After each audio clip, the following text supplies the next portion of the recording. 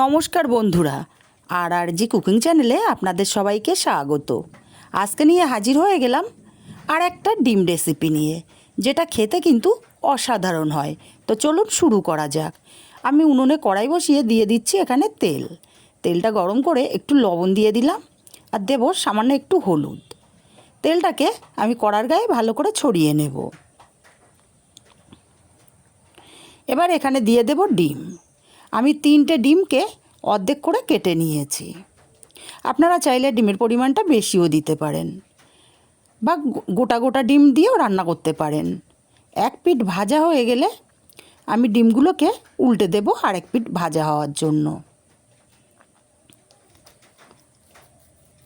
এইভাবে ডিম রান্না করলে কিন্তু খেতে অসম্ভব টেস্টি হয়। ডিমগুলোকে উল্টে পাল্টে ভেজে আমি তুলে নিচ্ছি।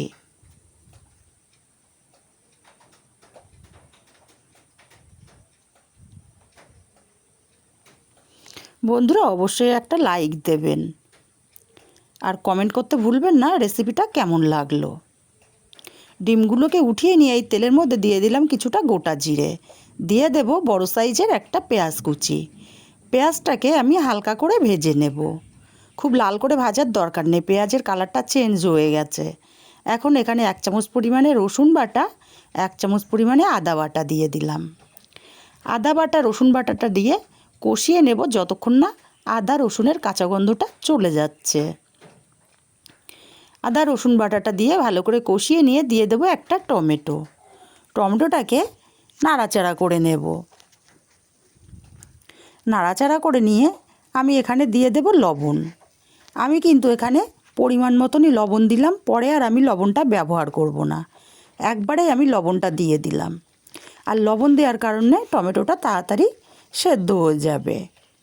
টমেটোটা কিন্তু অনেকটাই নরম হয়ে গেছে। আমি এখানে অল্প একটু জল দিয়ে দিলাম, কারণ আমি এখানে কিছুটা গুঁড়ো মশলা অ্যাড করব।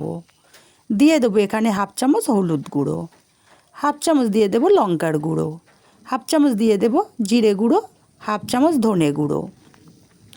মশলাটাকে সময় নিয়ে কষিয়ে নেব যতক্ষণ না মশলা থেকে তেল ছেড়ে আসছে। মশলাটা মিনিট 2 কষিয়ে নিয়েছি, মশলা থেকে সম্পূর্ণ তেলটা আলাদা হয়ে গেছে। এখানে দিয়ে দেব আলু। আমি 3টে আলুকে কুচি করে কেটে ধুয়ে নিয়েছিলাম। খুব কুচি করিনি, যেমন আমরা আলু ভাজা করি তেমনভাবে আলুটাকে আমি কেটে নিয়েছি। আলুটাকে সময় নিয়ে মিনিট 5 টাইম নিয়ে কিন্তু আমি আলুটা মশলার সাথে কষিয়ে নিচ্ছি। আলুটাকে ভালো মতো কষানো হয়ে গেছে। এবার এখানে দিয়ে দেব জল।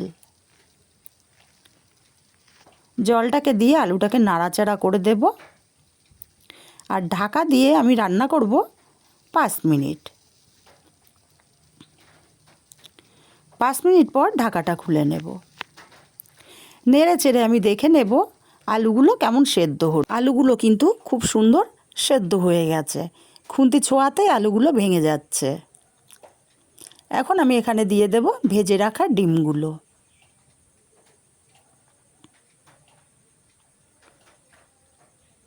ডিমগুলোকে দিয়ে নাড়াচাড়া করে আমি আরও 3 মিনিট ফুটিয়ে নেব।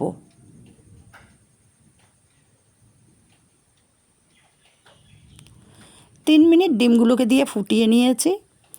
আমি কিন্তু এরকম ঝোল ঝোল রাখবো, আপনারা কেমন ঝোল পছন্দ করেন সেইভাবে ঝোলটা কম বেশি করতে পারেন। 3টে কাঁচা লঙ্কা দিয়ে দিলাম আর দিয়ে দেব কিছুটা ধনেপাতা কুচি। আমি কাঁচা লঙ্কার ধনেপাতা কুচিটা দিয়ে নাড়াচাড়া করে আরও 1 মিনিট মতো রান্না করে নেব। ধনেপাতা কাঁচা লঙ্কাটা দিয়ে আরও 1 মিনিট নাড়াচাড়া করে আমি রান্না করে নিয়েছি।